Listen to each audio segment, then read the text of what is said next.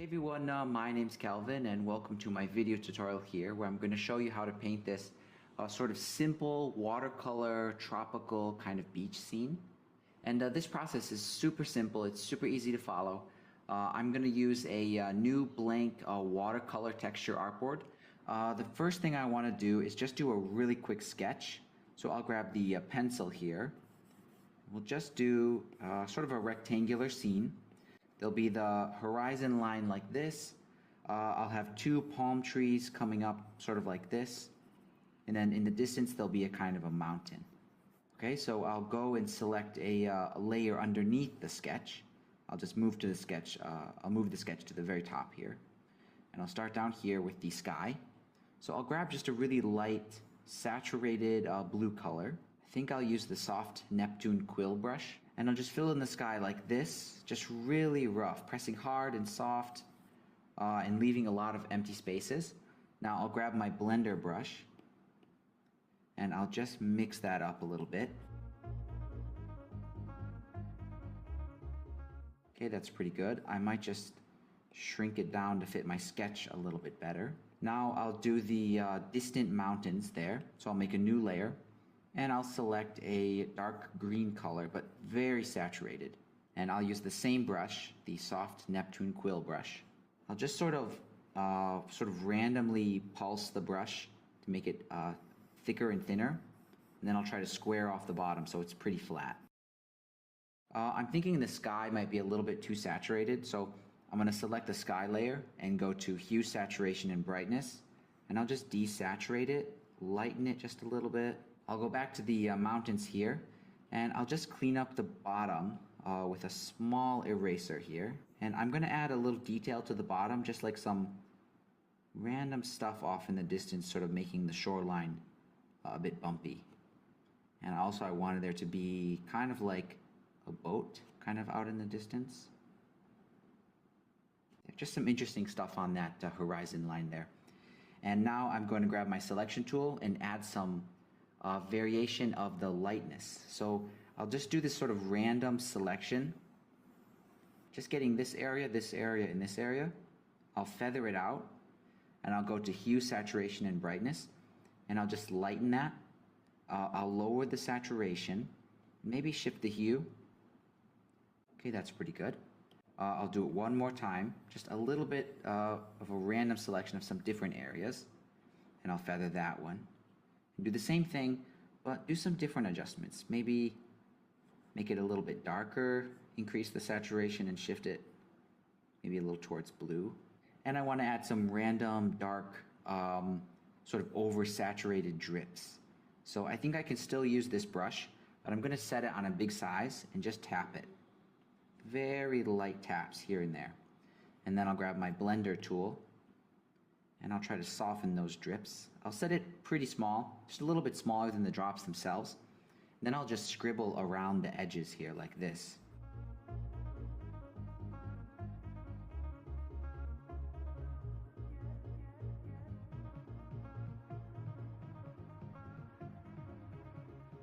Okay, that looks pretty good.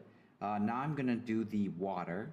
So I'll make another layer on top here, and I'll select a nice kind of greenish blue, and we'll do the soft Neptune quill brush. And now I'll grab my blender brush and we'll mix it up a little bit, just introduce some kind of cloudiness or some white in here. Okay, that's pretty good. I just want to make the edge of the water here a bit darker because it's like further away, so I'm imagining it's a little bit like deeper water. So I'll just make a selection and I'll try to follow the edge of that water, and then I'll feather it out and then go to Hue, Saturation, and Brightness. I'll lower that brightness, increase the saturation, and that looks pretty good. It's still looking a little bit uniform. I think I want to add another sort of layer of this dark saturated water. So I'll just make the selection here, feather it out, and then do that adjustment again. So lower the brightness and then increase the saturation. There, just it sort of looks like a shadow in the water, otherwise it can look too consistent.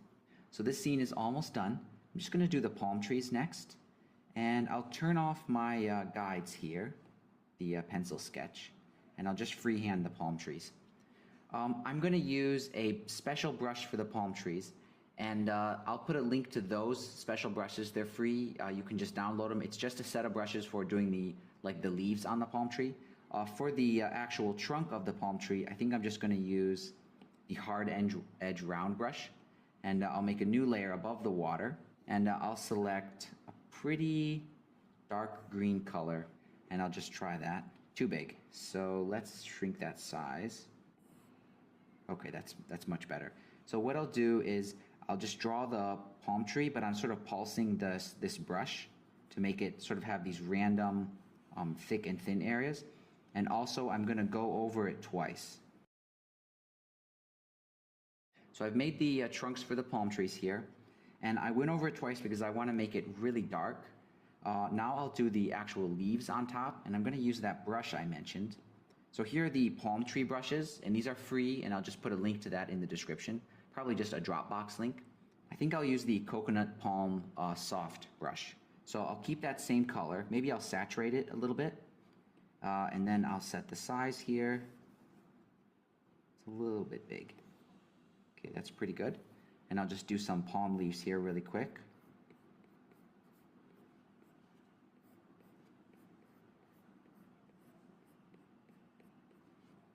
Okay, that's pretty good. I want to add some color variation to this. So I'm going to select, with the selection tool here, just a few of those palm leaves at the top, just like that, on the edge there. And I'll feather it just a little bit. And that selection is kind of crazy, just because I wanted to catch a few of these areas. So hue, saturation, and brightness. I'll brighten those areas and saturate it a little bit as well, and shift the color to a little bit more of a yellowy green. And then I'll do it again. Just some random areas of this palm tree. Feather it out, and then do this adjustment here again. Lighten it, shift the hue a little bit, and then raise the saturation.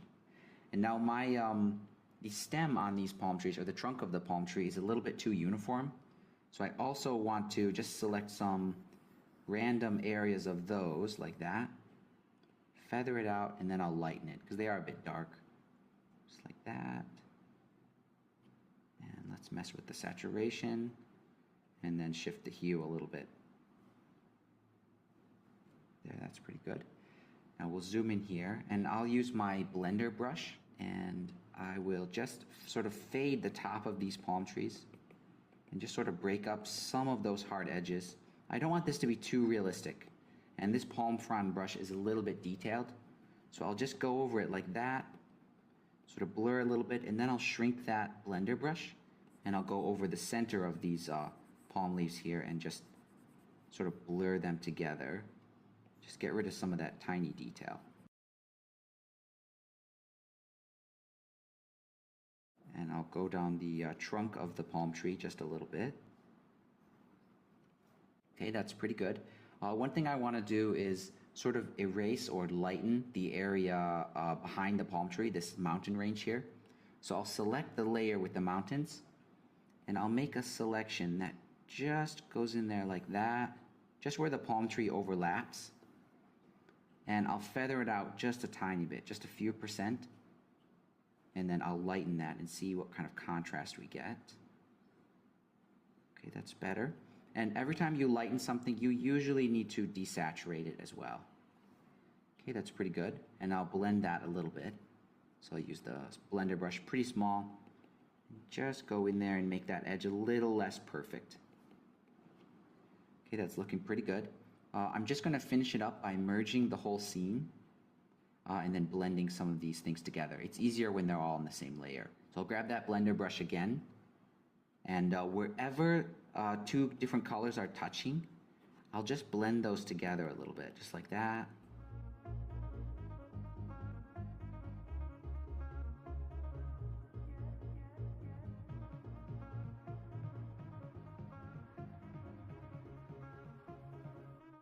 And at the very bottom of these palm trees here, I want those to blend into the water a little bit.